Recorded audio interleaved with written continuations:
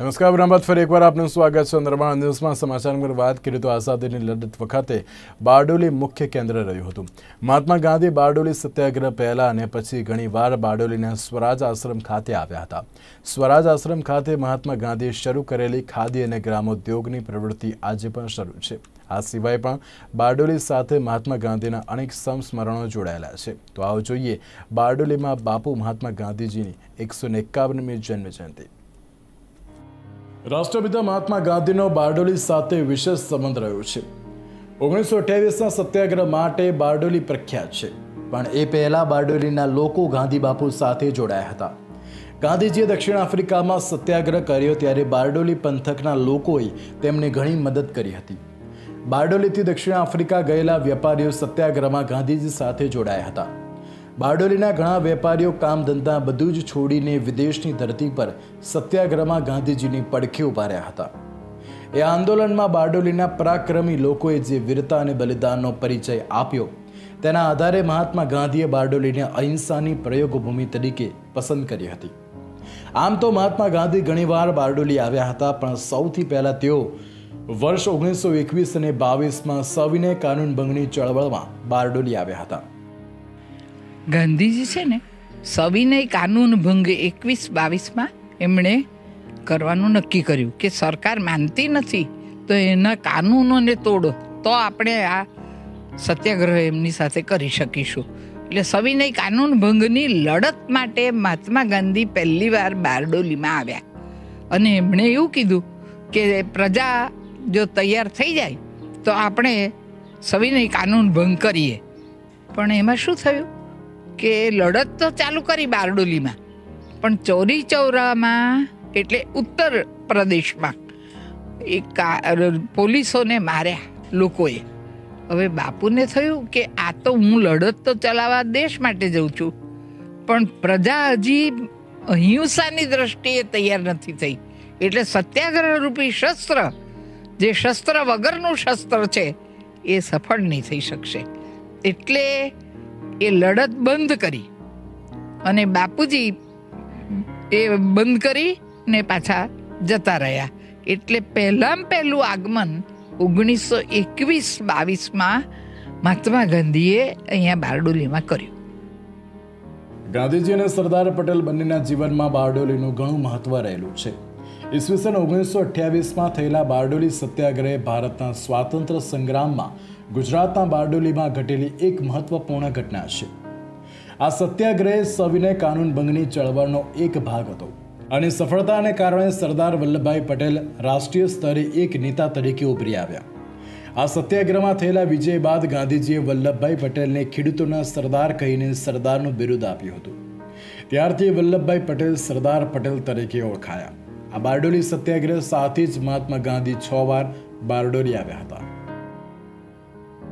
એટલે તમે આવો એટલે આવ્યા ત્યારે પણ બાપુ આવ્યા અને હરિપુરા કોંગ્રેસમાં યજમાન સરદાર સાહેબ અને બીજા બધા લોકોને એમણે આવકાર્યા અને તાપી કિનારો અને 1937-38ની જાન્યુઆરીમાં થઈ આપણી કોંગ્રેસ અને આપણે બાપુ ત્યારે પણ આવ્યા અને બાપુએ અહિંસક રીતે જ આપણે આ કરવું એવું નક્કી કર્યું છે।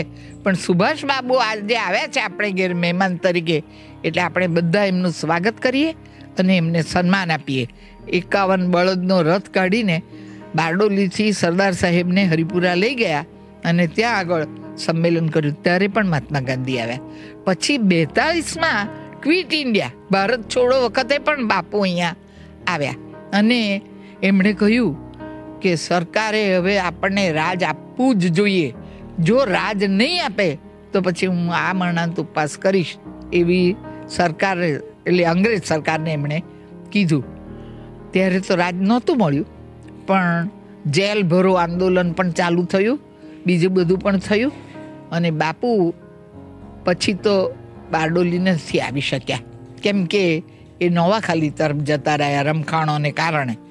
એટલે મહાત્મા ગાંધી અહીંયા આવ્યા અને અહિંસાનું શસ્ત્ર સરદાર સાહેબે તૈયાર કરી આપ્યું અને આખી પ્રજાને તૈયાર કરી। આમ તો ગાંધીજીનો જન્મદિવસ 2 ઓક્ટોબરના રોજ ઉજવવામાં આવે છે, પરંતુ તેમની તિથિ પ્રમાણેની જન્મ જયંતિ ભાદરવા વદ બારસને દિવસે આવે છે, જેને દેશમાં રેંટિયા બારસ તરીકે પણ ઉજવવામાં આવે છે. રેંટિયા થકી દેશમાં આઝાદી લાવનાર મહાત્મા ગાંધીએ બારડોલીથી મળેલા આ રેંટિયાને બારડોલી ચક્ર નામ આપ્યું હતું. અહીંના લોકોને લડતમાં જોડાવા માટે ગાંધીજીએ રચનાત્મક કાર્યો પર જોર આપ્યું હતું, જેમાં રેંટિયો એ મહત્વનો ભાગ ભજવ્યો હતો. ગાંધીજીનો મુખ્ય ઉદ્દેશ દરેક હાથોને કામ આપવાનો હતો. રેંટિયાથી રૂની પૂણી વણવી, કાંતણ, વણાટકામ સુધીની પ્રવૃત્તિમાં અનેક લોકોને રોજગારી મળી રહી છે, જેના કારણે ગ્રામોદ્યોગ અને ગૃહ ઉદ્યોગને પણ પ્રોત્સાહન મળે છે. દરેક હાથોને કામ મળવાથી બેકરી નિવારણ અને શોષણમાંથી મુક્તિ મળી શકી.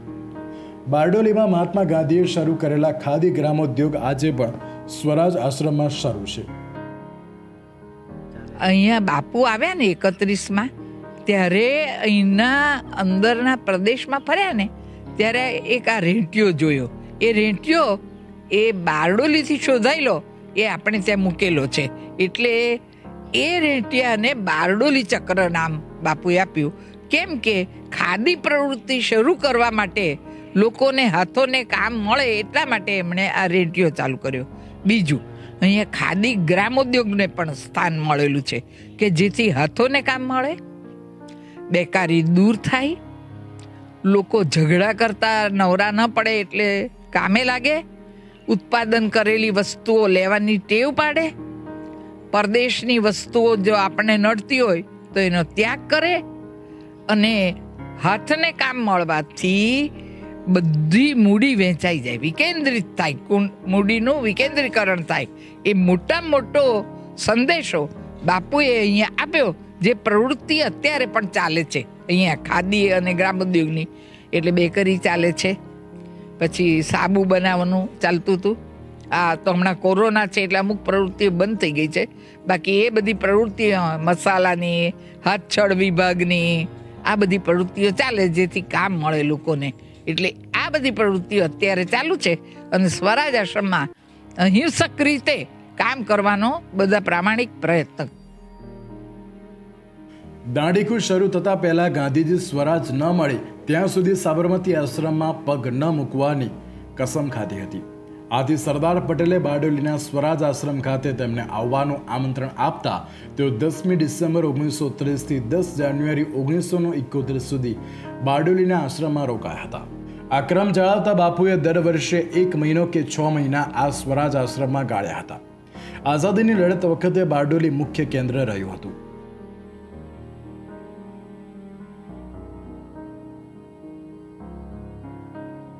મહાત્મા ગાંધીજી અને આઝાદીની તમામ ઐતિહાસિક પળોનું સાક્ષી બારડોલી બન્યું હતું.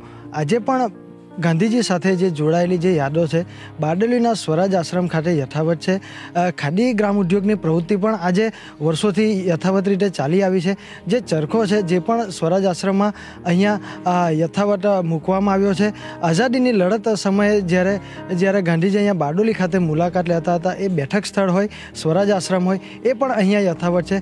અને જે પ્રમાણે બારડોલી સત્યાગ્રહથી જે બારડોલીને જે નવી ઓળખ મળી હતી અને આઝાદીના લડતના મંડાણ પણ ગાંધીજીએ બારડોલી ભૂમિ પરથી જ કર્યા હતા. ત્યારે બારડોલી જ્યારે વિશ્વ ફલક પર મુકાયું હતું ત્યારે તેમના મૂળમાં ક્યાંક ને ક્યાંક પૂજ્ય મહાત્મા ગાંધીજી પણ હતા. અમિશ ચાવડા, નિર્માણ ન્યૂઝ, બારડોલી.